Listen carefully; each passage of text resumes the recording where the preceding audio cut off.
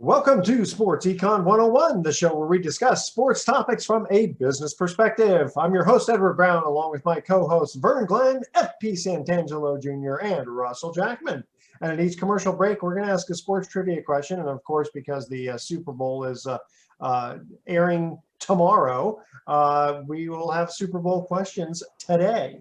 When we come back, I better get some snacks. Yeah, they better get some snacks. That's right. We've got to talk about, obviously, a little bit of the Winter Olympics in China, the Super Bowl. Want to talk a little bit about Brian Flores, also about the Super Bowl tickets. And I want to get FP's take on the, did I hear the drug testing in Major League Baseball? They're steroids. Yeah, steroid testing going away. Wow. Yeah. So, what do you think that'll do? What do they say? Chicks dig the long ball? That's going to be coming back again, don't you think? Well, I don't think you're going to notice anything. I don't think you're going to notice any difference. I think that's going to say a lot of just sports in general. So, wow. So you think the boys have not stopped taking the drugs? You could say that. There's always a way to beat it. I mean, it's not that hard to beat it. It really isn't. Really? Okay. Yeah. I mean, you just bring someone else into the bathroom with you and have them pee in the cup, right? No. No, the stuff that you can get now, it's out of your system in like 12 hours. So it's not even that big of a deal.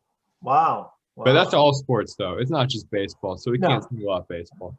But are other sports stopping the drug testing? No, but I mean, it's just so easy to get around it. I mean, in the NFL, it's a joke. I mean, these guys can't play in the NFL unless you're on something. Let's be real. So, yeah. Okay. All right. When we come back, we're going to get into all this good stuff. And again, our trivia theme is Super Bowl questions. Stay with us. You are listening to Sports Econ 101. Do not touch that dial. We're going to be right back.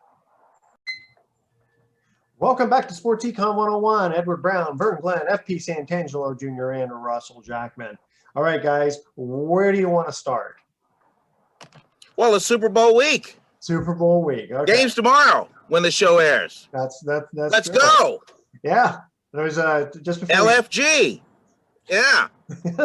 just before we came on, I was just saying that if the 49ers would have won, it would have been kind of interesting to have a third Bengals 49ers Super Bowl.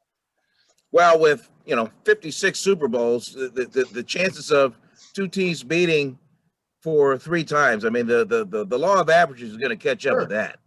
Well, Pittsburgh, Dallas, and I was going to say the Bills, Dallas was 2 in a row, if I remember correctly. Okay. And we all had enough of that. Yeah. It was, I want you guys to convince me why are the Bengals going to win this game tomorrow? Why? Joe Burrow. Why? But Joe Burrow does not play defense. That's true. I kind of think that the Rams are going to do it. I don't know. We got to make our predictions. 37-17.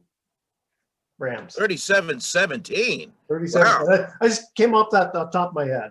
So Joe Burrow's going to pick a bad day to have a bad game, according to Edward Brown. Well, or Aaron Donald's just going to, manhandle him. Actually, it would be great for the league. It'd be great for the Rams if they were to pull this thing off. A team that left L.A., went to St. Louis, won a Super Bowl in St. Louis, and then to come back, it'd be a great storyline. But equally would be the Cincinnati Bengals that, I mean, let's face it, nobody outside of Cincinnati is giving these guys a chance to win this game tomorrow. Yeah. Absolutely. The town of Cincinnati hasn't won anything since 1990. Yeah, with the Reds. Yeah. Sweeping the A's. Yeah. Well, I was there for that one. That was a tough one for sure. I'll give you a prediction. 28-24 Cincinnati Bengals. And it all turns because Sean McVay gets a little too close to the field again. And the Bengals recognize that. They get upset. They get fired up. And guess what? Things change. But I think it's going to be another game where the Bengals come from behind and win. Because that's kind of been their MO all season long. They're the underdogs. They usually play a little sloppy in the first quarter. Maybe even in the beginning of the second quarter. Then they rally behind their hero, Joe Burrow. And I think we're going to see something like that. And historically, Sean McVay's teams at halftime, when they're leading, they don't lose. I think it's only happened once in like 40 games or something like that. So they don't even know how to deal with a team like that. Like they don't know how to deal with the team that likes adversity, that actually craves adversity, likes to come back and rallies behind a guy. So I like the Bengals in this. I think you're going to see something like that. I think the Rams are going to get to a huge lead early on, and everyone's going to be like, oh, let's turn this off. Let's just watch the halftime show and turn it off. And then you're going to look at the late third quarter, Joe Burrow is going to be storming down the field, and you're going to be like, oh, here come the Bengals again. And then the Rams are going to be on their heels. They're not going to know what to do.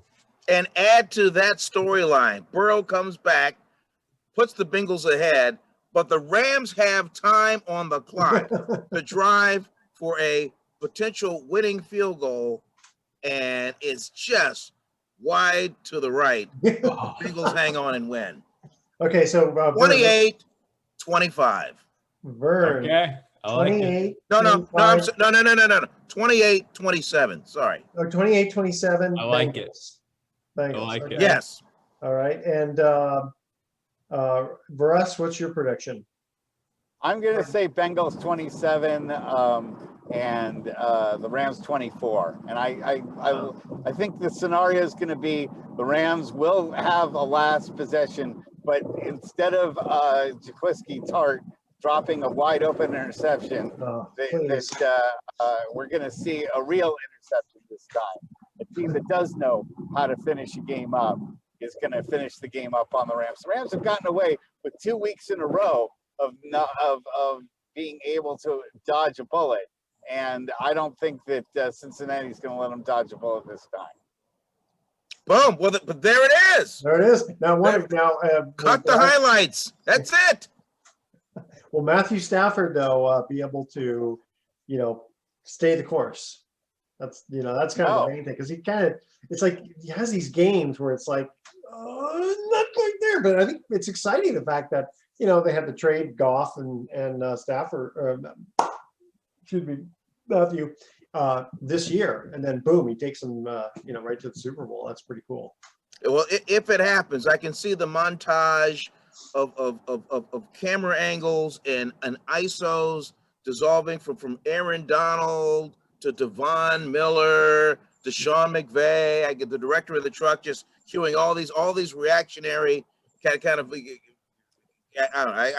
I can see it happen.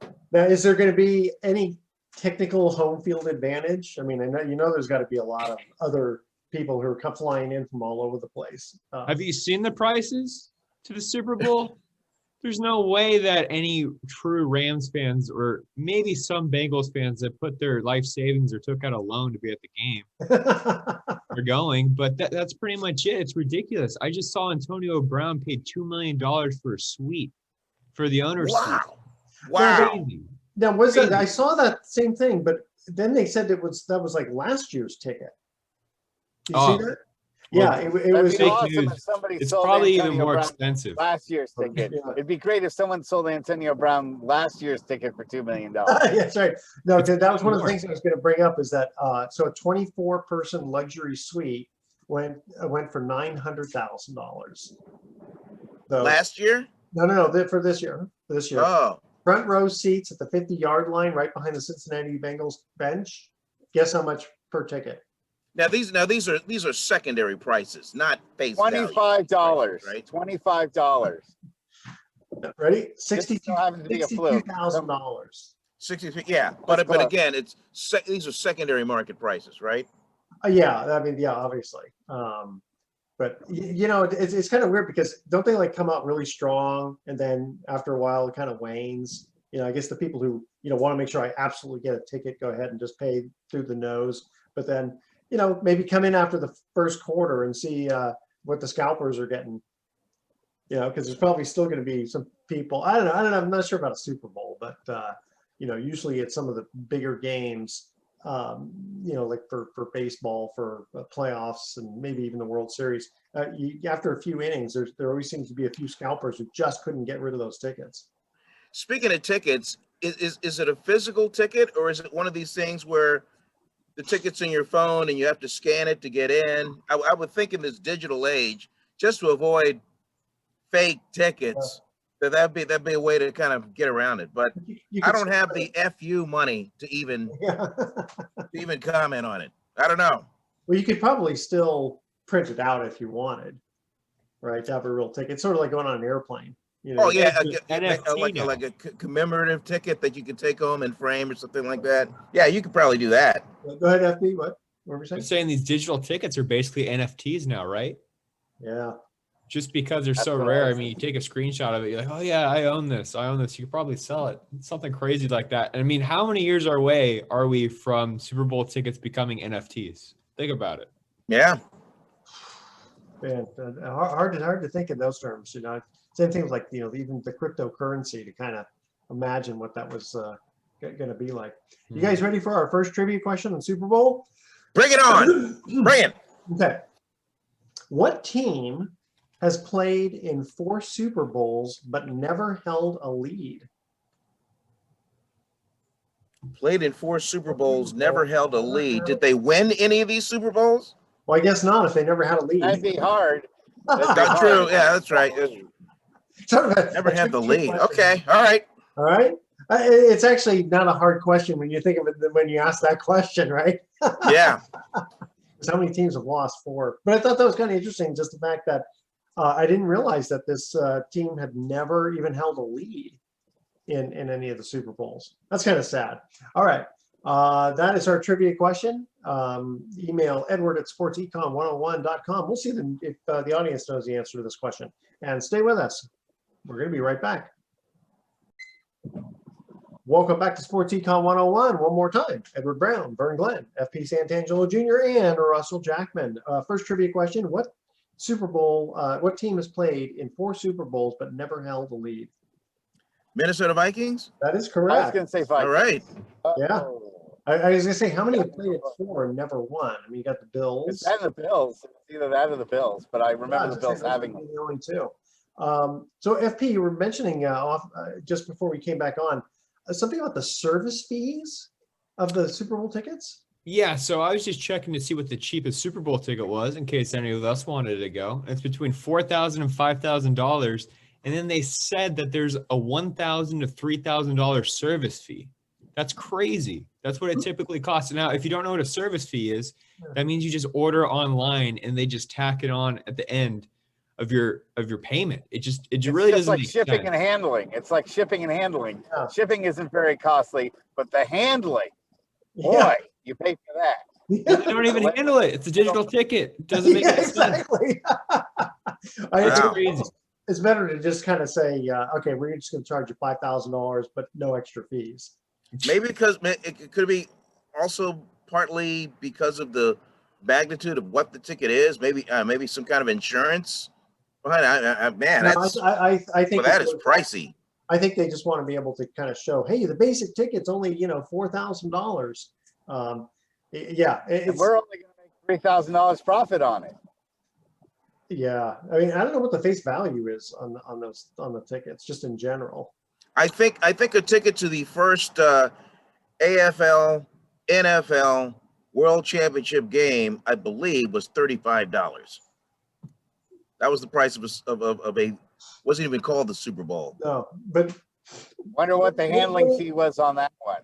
Yeah, well, yeah. Well, what's the face value of the tickets though here this year? The actual face. It depends on where you're sitting. Yeah. Yeah. It said the cheapest was about $4,000 to $5,000. So then if you added the service fee, it'd probably go up to $5,000, $6,000, $7,000, depending on the website you're using, depending on the means you're getting it. I'm also looking here at parking tickets.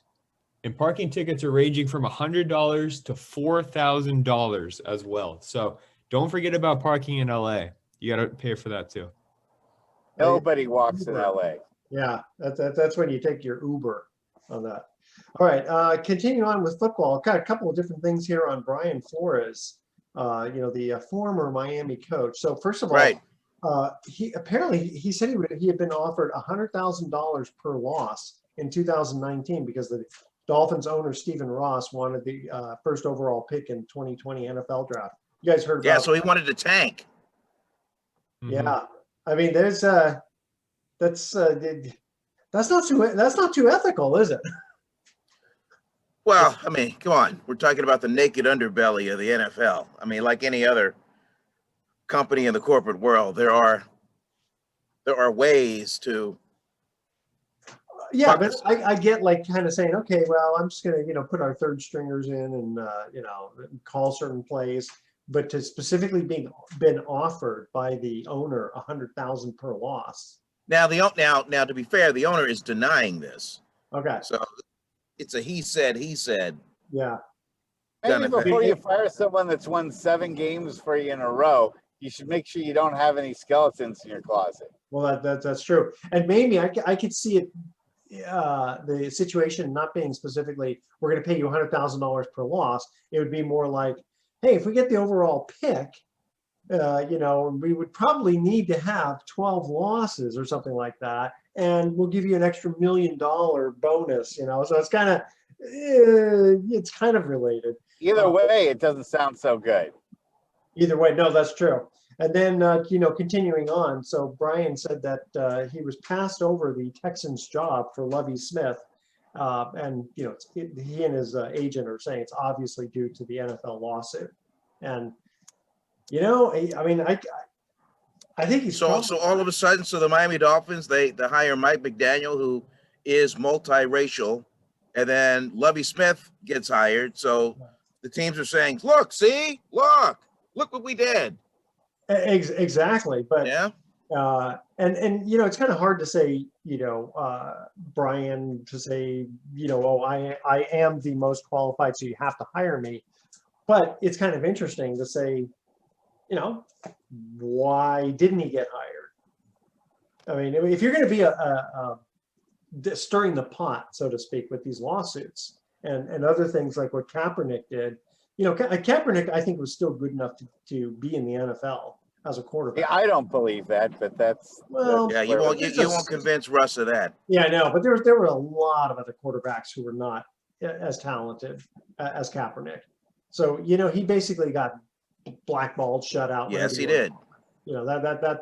There's really no denying that. And the same could happen to Coach Flores. I mean, because this all stirred up from him getting a text from Bill Belichick congratulating the Giants job before he had even interviewed with the Giants. It turns out he was simply texting another Brian who did get the job, and this was before everything became official, before his interview, before Flores' interview. So he's like, what was it, like a dummy interview you're going to give me, knowing that you're going to hand this job to this other guy?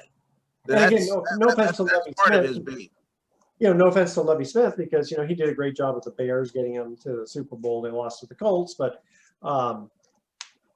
if you're an owner and you're going, okay, Lovie Smith, Brian Flores, and you're kind of thinking, maybe they're just as equal as each other. You don't want anybody who's got any kind of animosity. I mean, you can. And then again, there's something in the way of this. Lovie Smith, he's a great defensive coordinator. Yeah. So and he's with the Houston Texans, and if you bring in another guy over him, the coach maybe Lovie Smith leaves and goes to another team. So if you don't want to lose him, what are you gonna do? Maybe you promote him, and then everybody wins, so to speak. I just want to pop in, guys. So there's 2 things here. Brian Flores is now seen as a distraction, unfortunately. That's another thing. And whether you can say that truthfully, like you actually think he's a distraction, or you can use that as an excuse, that's one of 2 things, right? But that's got to be labeled on him. He's now officially a distraction. He'll be a distraction for your organization, and that's unfortunate. But he chose this, and I think what he's fighting for is right. I think the Rooney Rule is a joke. I feel like it's a rule just to save face. And there's so many intelligent, great leaders of men who are African Americans that it's almost insulting when you look at the statistics of African Americans just across all sports. When you look at like Major League Baseball, when you look at the NFL specifically, that they don't have African American coaches. Like, these guys are great leader of men. They should be coaches. They should be in places of power. So there's definitely something up. There's definitely Tony Dungy of racism here, and it really is upsetting. Mike Tomlin's a great coach. Never had a losing season, Mike Tomlin. Never. How about that? Yeah. I mean, one of the best leader of men. It's absolutely. Well, look up the ethnic makeup of the owners. Look up the ethnic makeup of the owners, and that's about as white boy a club as you're ever going to find. Yeah, that's the thing is there's enough. black people who let's say a LeBron James or a Magic Johnson, right? Who can afford a football team. So, are they being kind of shut out, you think? Jeff Curry said he even wanted to buy the Carolina Panthers one day because he's a huge Carolina Panthers fan. So I think that's where it's got to start. It's got to start at the top. Yeah. And that's when you start getting around people. Because let's face it, a lot of these owners lived in bubbles their entire lives. They really haven't experienced culture. They haven't been in neighborhoods. They haven't grown up really under any hard circumstances for the most part. Yeah. You see a lot of self-made owners in the NBA. Right. You see like the Mark Cubans, you see like people that actually grew up hard, like that were kind of normal. Right. And I think that's a huge part. And that's why we see such a great relationship between the owners in the NBA and the players there. But in the NFL, it's in the MLB, especially too, it's old boy money. And that's where a lot of these problems are coming up, and it's blatant and it's disgusting. So I agree. I hope Brian Flores has a case here. I hope it goes really far, and I hope there's a lot of change. The little ripple effects right now, we're seeing it with Mike McDaniels and Lovie Smith being hired, but we need more. It's an embarrassment. Yeah. No, hey guys, I looked this up. The average price of an NFL team is like over $3 billion. I mean, you got to be really in the billionaires club if you're going to buy an NFL team and run it. Well, it would probably be, a collection of 3 or 4 billionaires. Well, let's put it like this too. The NFLs have to vote to allow a team to own a certain team. So say LeBron James comes around, right, and he wants to own a team, well, the NFL owners have to vote him in to be able to allow him to buy that team. And that's where the boys club gets just disgusting and dirty. Mm-hmm. But you know what though? Can you imagine the backlash if they wouldn't allow Steph Curry or LeBron to own a team? I mean, it's like, okay, well, why? And I don't know if these guys want to go through that. Maybe they care, maybe they don't, but they don't need the distraction themselves. Well, what typically happens is you start as a part-time owner, right? So you're kind of like a minority owner at first, and then you start slowly evolving the team and gaining your way through the team. I mean, we're seeing it with Patrick Mahomes actually with the Kansas City Royals, right? I thought that was amazing. He's actually a minority owner of the Royals right now. And I'm sure he is? Oh, great. Terrific.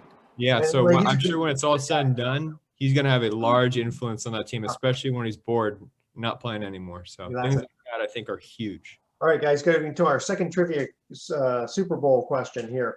What teams haven't appeared in a single Super Bowl? You got to name all the teams, all right? One, what two, teams haven't? 4. There's only 4 teams that I know of that have not been in a Super Bowl at all. All right, stay with us. Sports Econ 101. We'll be right back. Okay. All right. Welcome back to Sports Econ 101. Our trivia question this time was, what teams have not appeared in a single Super Bowl? Vern, name one of the teams. Jacksonville Jaguars. Okay. FP. Cleveland Browns. Good. Very good. Russ. Now, can you be technical and say something like Las Vegas? Because the city of Las Vegas has never been in the Super Bowl. You have to go to franchise. No. It's that's considered the Raiders. There's 2 teams left. The Jets. Oh no, that was with Joe Namath. Yes. Oh man. The Chargers. No, they remember the 49ers. No, they played the Niners. Yeah, 49ers. They killed them.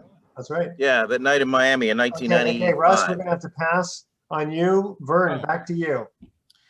Oh, let's go. Houston Texans. Very good. Okay, one more. Let's see. Hint. They always seem to be hapless. Hapless. I don't even know what that means. like. Can I buy a vowel? Like a turtle on its back. It's a team that, if I'm not mistaken, was one of the original 4. And they still haven't made it. I don't know. I'm not sure. Ooh, wow. A quarterback just got traded last year to this team. Oh, that happened to every team. I know. Detroit Lions. Yes, Detroit Lions. Oh wow. Yeah, they are one of the originals. Yeah, they hosted wasted all those Barry Sanders years. No, I loved it. I actually thought he was the best. O.J. Simpson was my favorite until Barry Sanders came along, and then when you start watching films of Barry, I mean, just like phenomenal. Him, Gale Sayers was great too. He just didn't play, unfortunately, long enough, and he had some, phenomenal. Well, he played long enough. Yeah, he first ballot Hall of Famer. Oh, I know, but you know what I mean. It's like his time was a lot shorter. Because of injury. Yeah, correct. And again, nothing. I mean, I love Gale Sayers. I watched him when I was a kid. But when you watch films of Barry Sanders, it's just, I mean, because you're looking at it and you go, he doesn't have much of a line to block for him. It's all him. It's true. Yeah, yeah. It's like he just had springs in his legs and his knees. He could just stop on a dime, change direction. It was unbelievable. Getting back to Gale Sayers, though, Paul Hornung, the great player for the Green Bay Packers, tells a story about one day he scored 5 touchdowns in a game. I guess not. And he's thinking, hey man, dude, I'm the boss. 5 touchdowns. And on that same day, Gale Sayers scored 6 touchdowns against the 49ers. Yep. Yeah, that's crazy. In fact, a little trivia here, guys. Tell me who the first 4 teams of the NFL were. Well, you said Detroit already. Detroit. So I'll go Detroit Packers. They're still in existence. Giants. New York Giants. I don't think it was the Giants. Washington Redskins. Yes. There were 6, right? No, I think there were 4. There were 4. I think there were 4. Detroit, Green Bay, Washington. Come on, who couldn't be radio? I was about to say Cleveland. No, Bears. Chicago Bears. George Halas. Yeah. Okay. Tom Brady. Only 4. I think. God, I thought there would have been 6. Wow. Well, you know what? There might have been. I'd have to go back and look. I just remember specifically those 4. But if it was 6, it would have been the Giants and probably the Browns. Well, no, because the Browns, I mean, they called them after Paul Brown, but it'd have to be earlier than that. Tom Brady, there's talk about him making a comeback, but I'm not sure. But Tom Brady branding. So he's getting into NFTs and he'll have his own sports line. Crypto. He's getting into crypto. He's huge on crypto. He is. Wow. I don't know. I still not a crypto fan because it's based on what, hey, let's have a sports econ 101 cryptocurrency. What do you think? We should. Well, that's a great way to scam people right now. Well, that's the thing. Verify, and there's a good blockchain. A lot of people are doing that where they're coming up with their own cryptocurrency and essentially scamming people because it's worth nothing. But the theory behind Bitcoin, if you don't know this, is so that way there's a universal currency. So that way I can go to any country and I can just use Bitcoin to buy things. And that's what they're trying to do. Originally, Bitcoin was used to buy stuff off the black market online. Now, if you don't know what the black market online is, you can buy whatever you want. And it's untraceable. That's what's pretty amazing about Bitcoin. It's absolutely untraceable. So you can transfer your wealth very easily without being taxed. You can transfer money to someone who's giving you something back in return, a service that may be illegal, may be legal. And that's kind of what really brought the value of Bitcoin up. So if you think about going to other countries, if you've ever traveled abroad, it's a hassle to get money to and from. You got to pay taxes on it too. You got to pay ATM fees. You got to pay this, you got to pay that, especially large sums of money. So the rationale behind Bitcoin, it gives power to the people and essentially gives you untraceable money, untaxable money. And yeah, but have you seen the people? You want to give power to some people? I mean, not everyone deserves that kind of power. So, that's the whole point. That's why it's popular. It's because it gives power to people. It takes them away. It takes the power away from banks. It takes power away from the government. And sometimes, when you see a lot of overregulation, when you see a lot of taxation, people want to fight back. And we've seen it with cryptocurrencies. And that's why players are heavily invested into it. But wasn't there like China was basically going to make it illegal, if I'm not mistaken. And then some other governments are kind of going, yeah, we can't. Well, see, China can try to make it illegal, but if you have a flash drive and has Bitcoin on it, everybody else in the world you could trade it with. So that's how it goes. You're taking power away, and it's scaring governments, and they don't even know how to regulate it right now. They really don't. So you have all your money in a certain cryptocurrency, and then the owner who has the password of it dies and doesn't write it down anywhere. Your money can be stuck in an account for infinity. Yeah, and that's happened to a number of people. So, especially when Bitcoin was a couple cents back in like 2007. There's people that have like thousands of Bitcoin that's worth like hundreds of millions of dollars now. And unfortunately, but it's only worth it if you can sell it, right? And then exactly right now it's at 47,000 or something. I mean, you couldn't just say, okay, I'm going to sell 1,000 of these tomorrow. I mean, you probably have to find a buyer.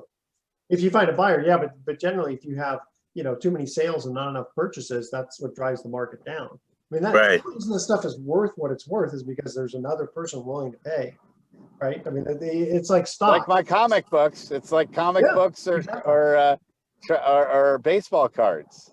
Well, some people are electing to get paid in Bitcoin because they think it's valuable. So say that you have an item, right? Say you have a car, right? It's worth $60,000. I think the price of Bitcoin is around $30,000 right now. Some people are electing to take 2 Bitcoins over that car just because they know it's an investment. Well, but the thing is, you could, forgetting the taxes and the following the trail type of thing, you could just say, okay, give me $60,000 in cash and then go buy Bitcoin if you want, or buy real estate or stock. So it's not the fact of, oh, I want Bitcoin because it's going to go up in value. No, give me the cash. Let me decide what I want to do. And if I want to buy Bitcoin, I can do that. Well, just like we talked, and that's related to sports, Odell Beckham Jr. took all of his Rams salary in Bitcoin, and it's increased value. And now he's making, I think, what was it, $300,000 instead of $750,000? So, and then after taxes, it's even less than that. And that's the thing. See, he said, he's going to get taxed on it. So even though theoretically the government can't trace it, it's in his contract to pay him X dollars in Bitcoin. They just value it at the time. Go boom. Here's your 1099. Yeah. And speaking of taxes, these players, they have to pay taxes in every state they played a game. That has a country. It's like if the average Joe makes, I did make it really simple, $25,000 a year, and makes it spread out in a whole bunch of different states, he may not have to pay hardly any taxes. But because you get someone, let's say like Tom Brady or Patrick Mahomes making so much money, even if they only played one game in one state, that's enough to file a tax return. And places like California, they really stick it to you, because what they do is rather than saying, and to make the numbers simple, rather than saying, okay, you make $100,000 in California of your $1 million salary, and just say, what's the tax on 100,000? No. They say, what's the tax on $1 million? So you're in the highest bracket, and then say, oh, now only 100,000 of that, which is 10%. So you see how the numbers work. You can really get messed up in California compared to if they just said, oh, you only earned 10% of your salary in California. That was one of the storylines when Peyton Manning played in Super Bowl 50 at Levi Stadium in Santa Clara. There was something about the playoff money that he was going to be awarded for playing in the Super Bowl. Pretty much has to just give it Uncle Sam, because he's had to pay so many taxes for playing in the state of California. Yeah, and that's really interesting, because like for the Bengals playing in California, only because it's a Super Bowl. Well, it happens to be the Rams also, but let's say they were playing the Saints and it happened to be in California. California would still say you earned this money while you were in California. Right. It had nothing to do with California. They just happen to have the venue. And I think California would say, too bad, you're here. Yeah, not very fun. Let's see, what do we got here? Hey, let me jump in with this. I looked this up. There were originally 8 teams in the NFL. And in 1932, the first playoff season, It was the Bears, the Chicago Cardinals, the Green Bay Packers, the New York Giants, the Boston Braves, which is today's Washington football team, the Portsmouth Spartans, who then became the Detroit Lions, and the Staten Island Stapletons and the Brooklyn Dodgers. To bring back the Stapletons. That should have been Washington's new name. Yeah. Stapleton. Versus the command. I want to say Commodores, but it's Commanders, right? Commanders, yes. Commanders. And there's a generic enough name, you know. I guess that's what they had Who to do. would be upset if they were the Stapletons? Who could be offended if their name were the Stapletons? Yeah, no, they have a sponsor built in right there. They could get Staples, you know, the company to sponsor the Stapleton. Well, let's get to the Commanders real quick. The commies, right? Yeah. Let's think about that. They're going to go by the commies. There's already a movement called the Red Scare that they're trying to promote for the fan base. It's a really bad look, I think. They didn't really think this one through. And it's funny, they put up this huge pageantry to select the name. They put out a fan vote. Commanders is actually overwhelmingly not popular. They wanted the Red Hogs or the I think it was the Red Tails after the Red Tails was popular. Yeah. The Tuskegee Airmen. Sorry if I butchered that. But it's crazy to think about that. It was all just fanfare because the Washington football team already had that trademark Commanders to begin with. Like they already had that trademark a long time ago, years and years and years ago. So they put on this whole show. They had a docu-series on YouTube about selecting the name. And it's silly. Wow. It's so silly. Hey guys. I was kind of getting used to the Washington football team, to be honest. Me too. Okay, last trivia question. Who was the first left-handed quarterback to get a Super Bowl ring? Stay with us. Sports Econ 101. We'll be right back with some closing comments. All right. Welcome back to Sports Econ 101. Last time for today. I'm Edward Brown, your host, along with Vern Glenn, F.P. Santangelo Jr., and Russell Jackman. Our last trivia question, who was the first left-handed quarterback to get a Super Bowl ring? Was it Steve Young? No. Oof. The first left-handed quarterback to get a Super Bowl ring. To win a Super. Steve Young. No. That's what I said. No. I don't know. A winning Super Bowl. Is this a trick question? A winning Super Bowl ring or a Super Bowl ring just for participating in the Super Bowl? Well, he got it because he went to a pawn shop and purchased it. So it's a trick question. No, I'm kidding. No, Ken Stabler. Oh, yeah. Yeah. Of course, yeah. 1976, Super Bowl 11. Yeah. Over the Vikings. Over the Vikings. Guys, that was only Super Bowl 11. That's weird. I know. Isn't that crazy? Yeah, that's really strange. All right, guys, are you ready to Russ came back in again. So Russ, I don't know if you Sorry about that. The answer was the question was the first left-handed quarterback to get a Super Bowl ring. It was Ken Stabler. All right, Stabler.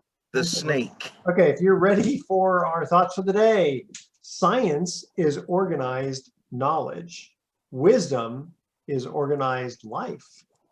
Immanuel Kant said that. All right. Which I've known that. I know that name, but I don't know. I guess he's a philosopher, right?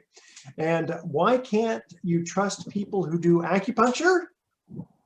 They're full of holes. Their story is full of holes. They're backstabbers. That's backstabbers. Oh, that's a tough one. All right, tune in next week to Sports Econ 101. We'll be discussing sports topics from a business perspective and asking more sports trivia questions. Thanks for listening. On behalf of our team, I'm your host, Edward Brown. We'll see you next week. Go Bengals. Adios.